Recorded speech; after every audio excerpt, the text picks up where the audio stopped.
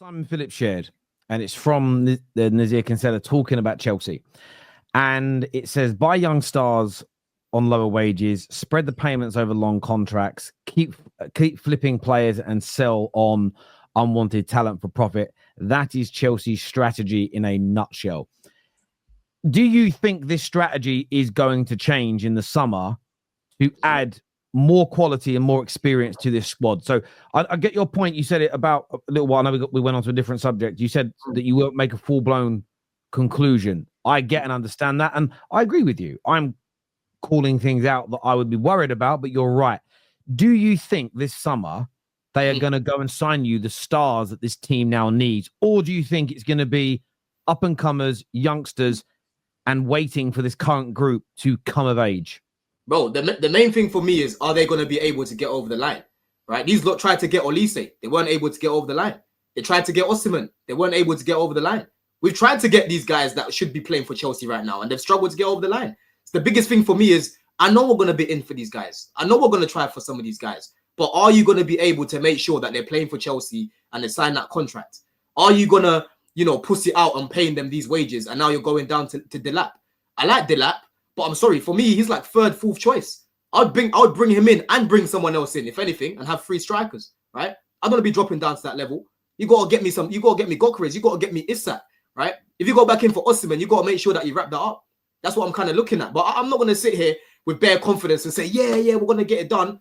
Because I'm sorry, bro. I've seen them try to get these guys, but struggle to get over the line. You get it? That's what I'm kind of looking at. From when you was getting Lavia and Caicedo and that, you was beating Liverpool out to them and getting them over the line, and Liverpool wanted them. Like, what has changed from that to now?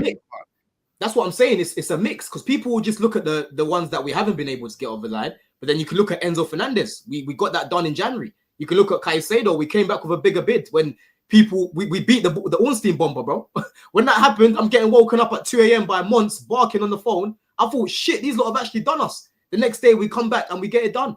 You know what I mean? So there's examples on both sides. He rang you up 2 a.m. to gloat about that, and he ended up going to Chelsea in the end anyway. Bro, he rang me up 2 a.m. I wrote, you know, he loves that one. I wrote, yeah. Talking about come online right now. I couldn't even say anything. He stopped doing it since then, hasn't he? And was it Cal from Copy? Yeah, Callum.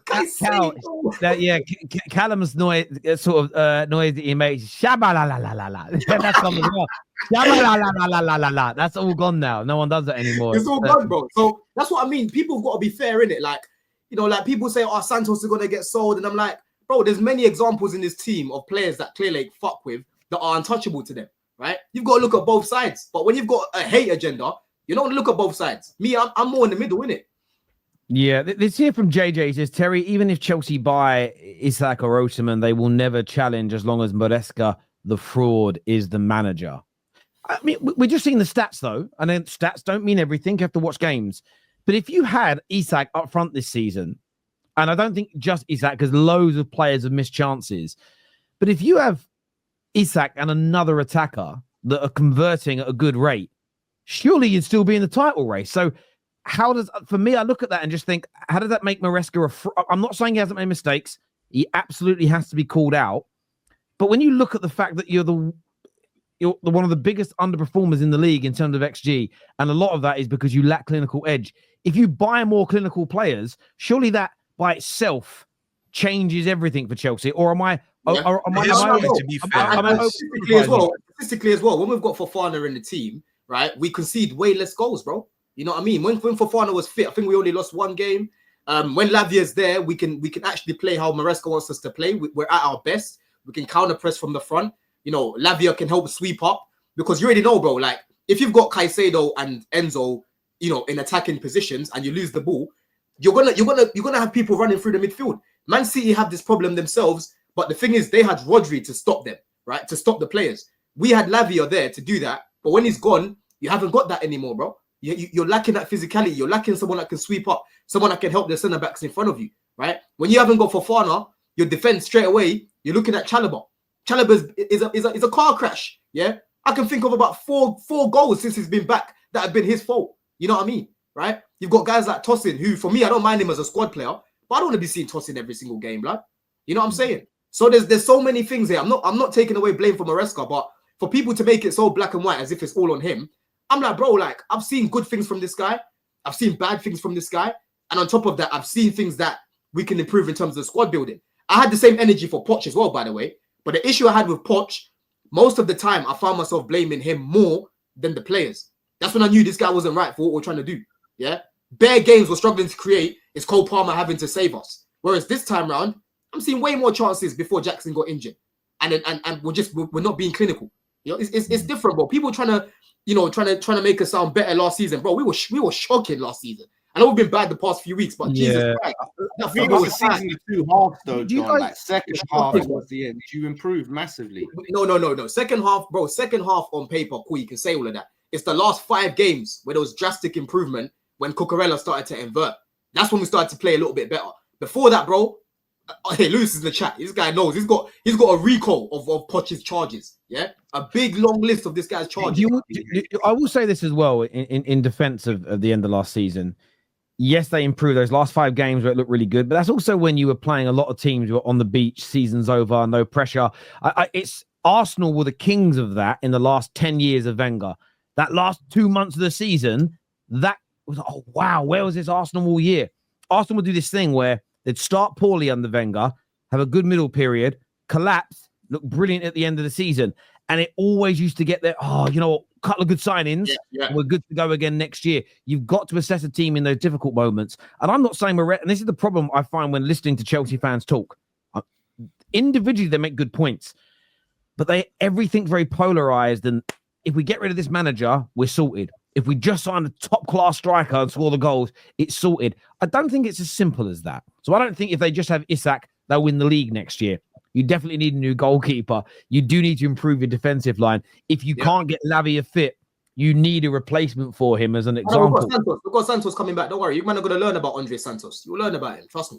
Yeah. About who? Andre Santos. Andre Santos. Is Sancho going back to Man United, yeah? No, we don't want him. Hey, I'm glad that you asked me that because there is a possibility that Jadon could find himself back let me ask you this question. So we all know it's plausible. You guys would have to pay somewhere between 15 and 18 million pounds to Man United to get out that clause. So it would be cheaper for you, but we'd actually make more money because we could sell him on and make more profit. What do you want, Don? Because you were buzzing when you got him. And this is where I don't want you. No deflecting here, Don.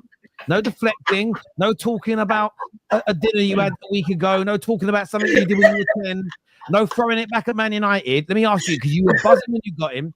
You said it was still at 25 million. So if I say to you now, you've got the decision, 25 million pounds to buy him or 15 million pounds to not buy him, what option are you taking?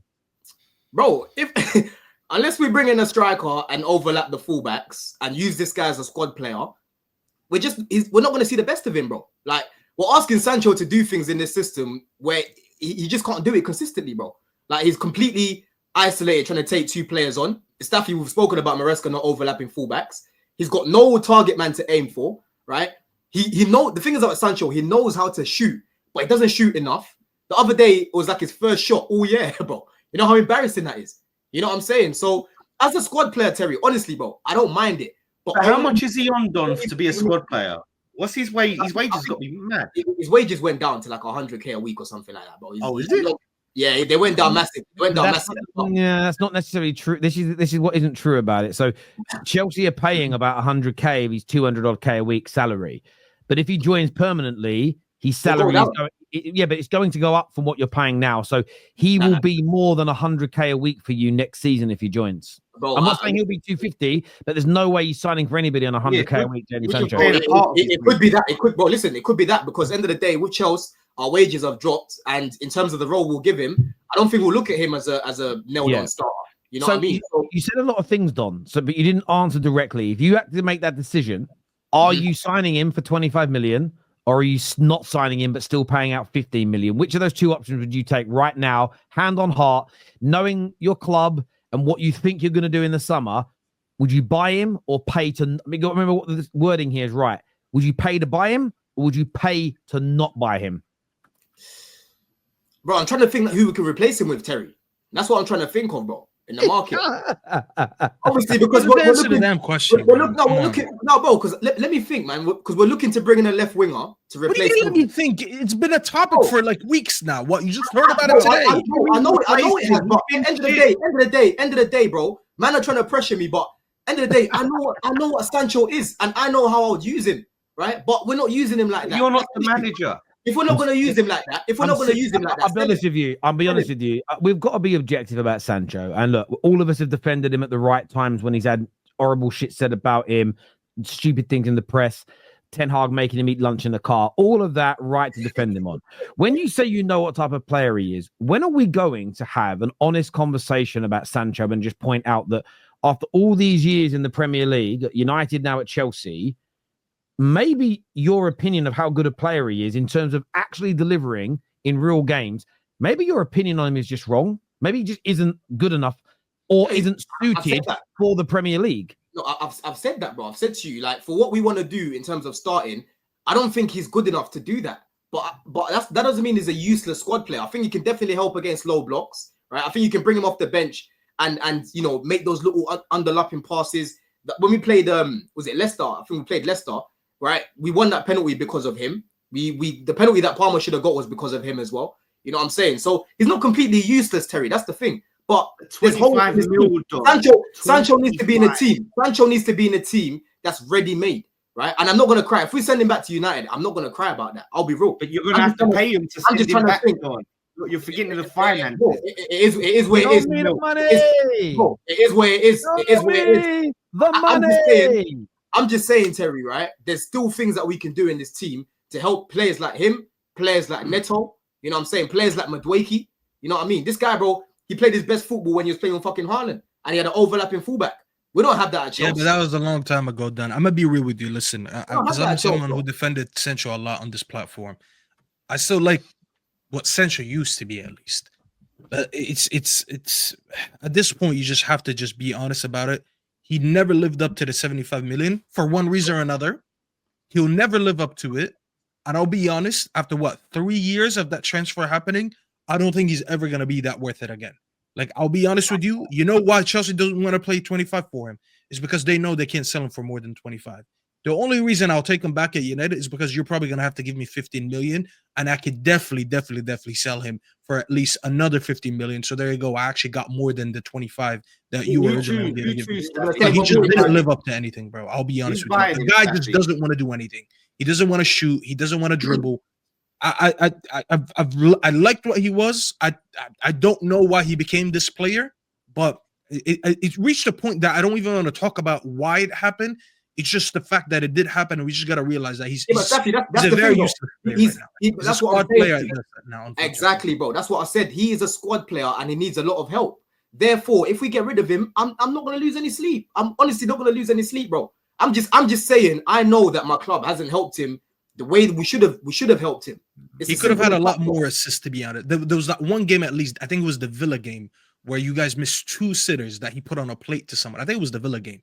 I think it was Fulham. Tweeting that. I was at Fulham or someone. I tweeted about that. I was watching a game and I couldn't believe that he didn't have 2 assists at least in that game. And you guys probably didn't even win that game. And people were like, "Oh, he had 0 GNA today." He is a little bit of a victim of not having a striker in that team. But going back to the 75 million that he was once worth at United, he's just never going to be that player because he didn't take his game to that level. He doesn't want to take enough risks. He doesn't want to shoot. He doesn't want to take on his men enough. He's just never going to be it, bro. So either take him or listen, pay me 15 mil and I'll take him back. And then I'll sell him myself.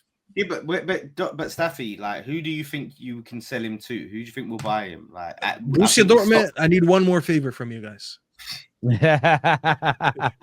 Yeah, look, I feel bad. Listen, Sancho's a player I watched at Dortmund, fell in love with him, came to United. I had my moments where I was angry at performances, like with every player at the club from the past, and that happened again in the future. I feel bad for him. My gut feeling just says he's suited to other leagues, and that just because he's English doesn't mean he's suited to the Premier League. And I think that I've seen Scott McTominay this year look like Superman. That you see what the press have said about him over in Serie A, the way they rave about him. You've seen Anthony look brilliant in the Eredivisie. You've seen him go to La Liga and look really, really good. Maybe it was Man United, the environment as well, but it looks like he isn't suited to the Premier League. And there'll be players that will do well in the Premier League, and then they'll go abroad and they'll look awful as an example. And it works. Like, I always feel like Philippe Coutinho looks so much better in the Premier League than he did outside of it on a consistent level. And these things happen. But make sure you're hitting the like button for us, people.